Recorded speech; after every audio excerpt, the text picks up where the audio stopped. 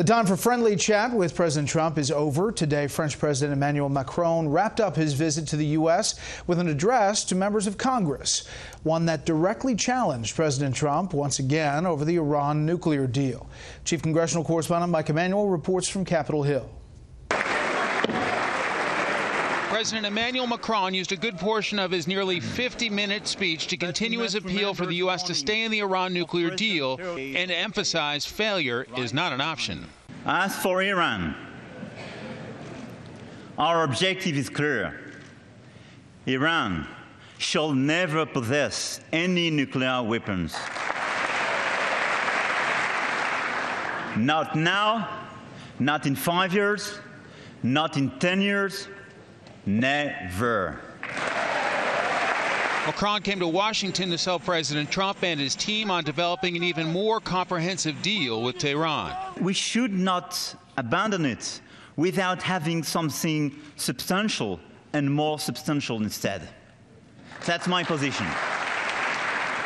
That's why France will not leave the JCPOA, because we signed it.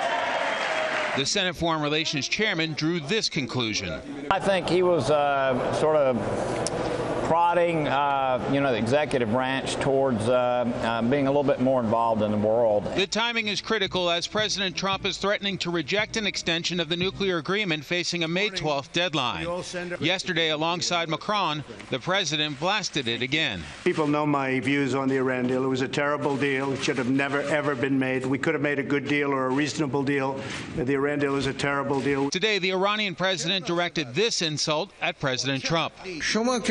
You have no clue about politics, have no clue about the law or about international treaties. You are just a businessman, a tradesman. You are a tower builder.